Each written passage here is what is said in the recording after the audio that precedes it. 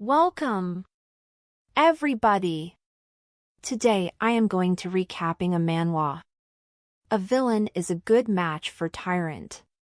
Please subscribe my channel and press the bell icon. Now enjoy the story. Our story begins from where we left off. As we know, Cecil had made her decision form. If His Majesty doesn't come to escort her personally, she refused to move a single step. She always wanted to do something that makes people think she is crazy. Because Cecil find it entertaining. Like wearing winter clothes during summer, or turning all the signs in the kingdom to the wrong direction, or taking a bite out of a bunch of food and throwing them all away. And then we hear the voices of people from behind who are involved in a gossip. Look at the princess, asking the emperor for such things. Playing with her bouquet like that. Cecil wondering, however, no, I'm not playing with this, I'm thinking about what I just did. I didn't say all that nonsense to the emperor just to risk my life. I'm picking the flower petals wondering if my head will fall to the right or to the left side. Sorry, my heart, my brain and mouth are crazy. So it must be hard to be the only sane one. But, as other people wanted getting married to a man you don't desire, spending the nights together, always living in worry. And one day, dying without anyone caring, buried in peace. After mother's passing, I was the only one who visited her grave, a sad future like my mother. I don't want such a life. Rather than living not knowing when I'll die, I'll scream my heart out and die. And then we see people are talking each other in the castle and emperor says with a harsh tone. What? What did you say?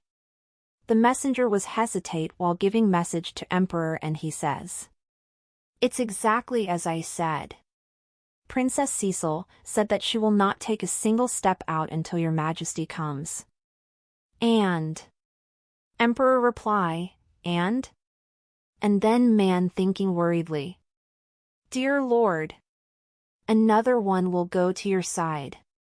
The messenger written down as it was very long, he begins to explain to the emperor about the princess demands. You shall meet to the cathedral as per Nabatan's custom, you need to change the white flowers to red as per Nabatan's custom, male servants must wear a red hat and the female servants must wear red wreath as per Nabatan's custom. After listening to the all customs, and all of them was thinking, Dear Lord. Truly, someone will soon be by your side. Two people yells out, does the Nabatan princess want to lose her life? Is she crazy? Does she know whose favor she is asking? If she came to the empire, she should follow the empire's customs. Why is she trying to teach us some stupid kingdom's customs? And the messenger was still continue to read and says. Since I've come a long way here, if you can't even do that for me, the emperor's heart must be very small, is what she said. And everyone was frozen by this. The king was smirk and says. Does the Nabatan kingdom actually have such customs? And people were saying things to provoke the king, Your Majesty. Why is that important? How dare they send a crazy one, it's war. Off the map. The king questioned his servants and asks. Didn't you tell me we could only have 3 wars each year?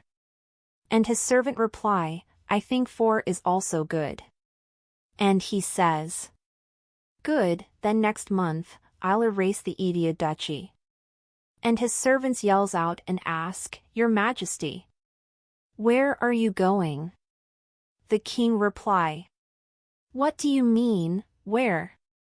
I, the big-hearted husband, will go and listen to his wife's wishes. Now as the scene shifted to the Cecil, she play with her flower petal to see in which direction her head could be fall, and she thinks. So it's to the right? She glanced at the people who are thinking bad about her and staring at her and she thinking. The air is very gloomy. Good. I like this. Remember me, everyone. It's us, the Nabatans. You don't like me, do you? After you slice my neck, Please destroy Nabaton as well. Aren't I really good at being a villain? When I lied about the Nabaton customs, I was surprised at how easily they come at me. So what if I realize my skill now? I'll go to heaven in an hour anyway. I hope that I can go to heaven alongside the Nabaton royal family. I have nothing else to do. Should I write a will? As he moves to the direction of carriage to pick her up.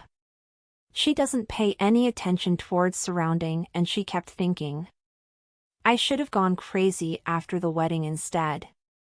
If I did that, I could have written a killer will. He approaches the carriage and she look at him quietly. She gets scared by look at him in the front of her. And he says to her, the Nabaton kingdom's special customs are never ending. She wondered. The emperor? I was pondering about something, him coming. And he immediately grabbed her in his arms. And she looks at him attentively and she thinks. The empire's emperor. The tyrant who was said to be stronger than any man. A cruel person who knocked down knights with his bare fists. A man who treated me like a mere animal to bear his heir. And she says to him, you are quite the haughty, aren't you? That's where I leave this episode for today. If you want another episode of this, please let me know in comment. Hopefully you will help me to reach more wider audience. By liking, subscribing, and sharing. Thank you for being a part of this manhwa journey. I'll see you in the next recap. Till then. Goodbye.